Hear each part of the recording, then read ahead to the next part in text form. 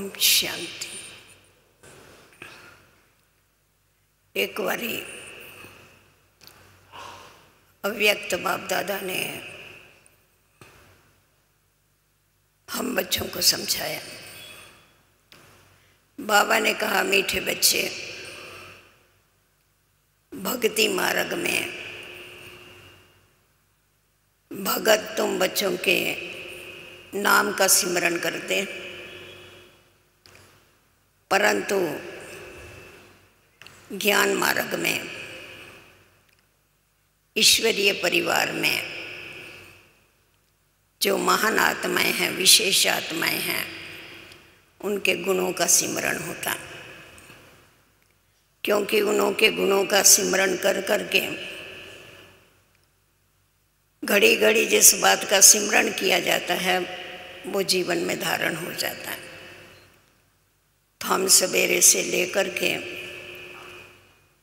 दादी जी के गुणों की जो माला है उसको सिमर रहे हैं, परंतु वो सिर्फ सुनने तक नहीं, परंतु अपने जीवन में धारण करने की बातें। दादी में कितनी महानता थी, इसका तो हर एक ने बहुत अच्छी तरह से अनुभव किया हुआ है। और हमें वो दिन याद है जिस दिन साकार बाबा व्यक्त हुए। तो जो हम थोड़े बहुत उस समय पर बाबा के बच्चे थे, तो एक बहुत बड़ा शौक लगा। क्योंकि हम सभी ने तो यही समझ रखा था कि विनाश तक बाबा हमारे साथ में रहेंगे और विनाश लीला भी हम बाबा के साथ साथ देखेंगे। बाबा ने पांडव भवन में जो एरोप्लेन बनाया था, बाबा कहते थे, बच्चे यहाँ खड़े होकर के हम विनाश की लीला देखें। तो अचानक ही अचानक जब ये संदेश हमें मालूम पड़ा तो थोड़ा आँखों के सामने अंधेरा तो ज़रूर आ गया।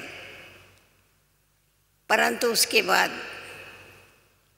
अव्यक्त बाप दादा ने जो 21 तारीख को आकर के 21 जनवरी को गुलजार दादी के द्वारा मुरली चलाई और हर एक बात को एकदम स्पष्ट करके बताया।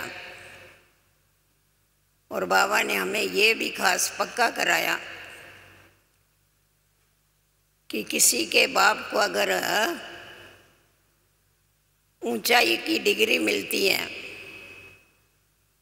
उसकी इम्प्रूवमेंट होती है, तो बच्चों को खुशी होती है।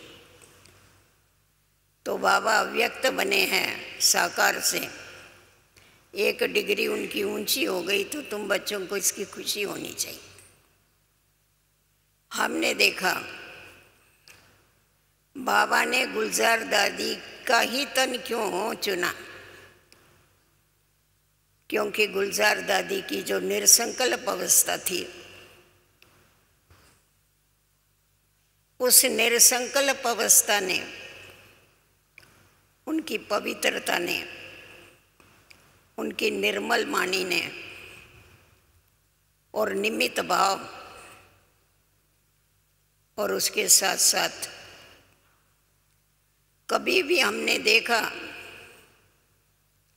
कि उनकी वाणी में कभी भी कोई ऐसा शब्द नहीं होता था जो सामने वाले को पिंच करे।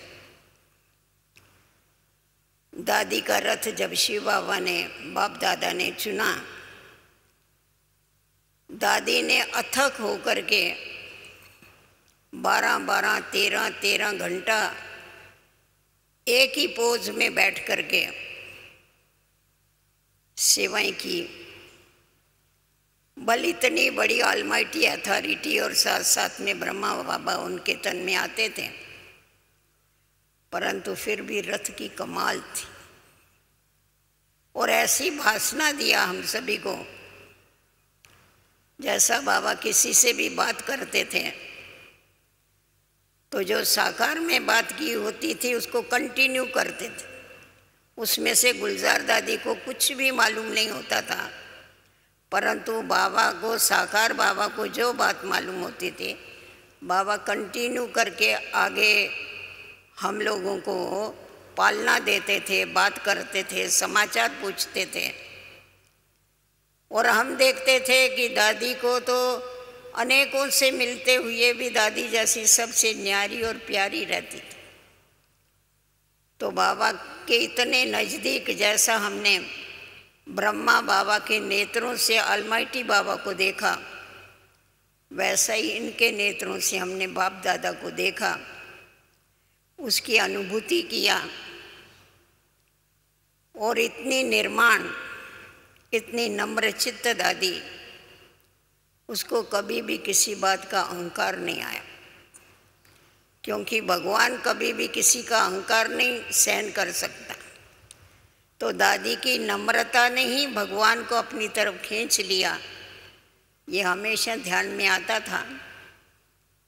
हमने दादी की कभी भी ऊंची आवाज़ नहीं सुनी, बहुत कम बोलना, क्योंकि सोचती कम थी। जिनका संकल्पों के ऊपर कंट्रोल होगा तो उनका वाणी और कर्मों के ऊपर भी कंट्रोल रहता है। और हमने ये भी अनुभव किया कि जो भी ब्राह्मण भाई बहनें हैं हमेशा चातरक की तरह इच्छा रखते थे कि हम दादी के मुख से कोई ना कोई महावाक्य सुने, क्योंकि दादी के मुख से जो भी निकलता था वो सामने वाले के लिए वरदान सिद्ध हो जाता था। तो हम भले दादी से दूर रहते थे, हम तो बॉम्बे में रहते थे, परंतु दूर होते हुए भी दिल नज़दीक होने के कारण और बाप दादा उनके तन में होने के कारण जैसा कि सदैव नज़दीकी थे, इस बात की भासना आती थी। जैसा भगवान के लिए कहा जाता कि उसको भगवान क्यों कहा जाता है, क्योंकि उसमें पक्षपात नहीं। तो वैसा ही हमने देखा कि बाबा के साथ रहते रहते बाबा के जो भी गुण थे वो सब गुण जैसे उस संग का रंग दादी के ऊपर लग गया था। दादी को भी किसी के लिए कोई पक्षपात नहीं था, उसके लिए सब समान थे, सबको समान प्यार देती थी, सबको वैसी रूहानी पालना देती थी। और उसको दादी को हम देखते थे यही रहता था कि इनको साकार बाबा की पालना मिले, ऐसा ना हो कि इनको ऐसा लगे कि बाबा चला गया। तो वो जो अंदर में एक संकल्प था कि साकार में बाबा चला गया, तो दादी के द्वारा वो जो कमी थी उन्होंने भर के निकाली।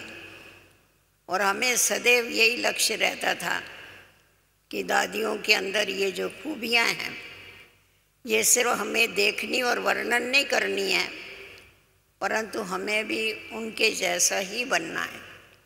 तो जब इस लक्ष्य से हम किसी के भी नज़दीक जाते हैं तो वो लक्ष्य धीरे धीरे हम ग्रहण कर सकते हैं। और दादी का जो इतना बड़ा दिल था, विशाल दिल, क्योंकि दादी कभी भी किसी की बात वर्णन नहीं करती थी, जो भी बात होती थी उसको फुल स्टॉप लगा देती थी, इसीलिए वो सदैव निरसंकल्प रहती। तो वैसा ही हम लोगों को हमारी सच्ची श्रद्धांजलि तो यही है कि हम भी दादी के समान दादी के गुणों को अपने जीवन में धारण करते हुए अथक होकर के और बाप दादा से जो बेमुख आत्माएं हैं उनको सन्मुख लावे, और जो बाप दादा के बने हैं उनको बाप दादा की पालना देते हुए उनको जल्दी से जल्दी संपूर्ण बनावे, संपन्न बनावे। क्योंकि बाप दादा और जो भी हमारे एडवांस पार्टी वाले हैं वो सब हमारे से यही चाहते हैं कि आप जल्दी जल्दी तैयार हो जाओ तो इस पुरानी सृष्टि की भी समाप्ति हो जाए। तो हमारी यही आदरणीय दादी जी को सच्ची सच्ची दिल से श्रद्धांजलि है कि हम जरूर जो दादी की आशाएं हैं उसको पूर्ण करेंगे और अपने जीवन के द्वारा अनेक आत्माओं को उसका लाभ देगी। ओम शांति।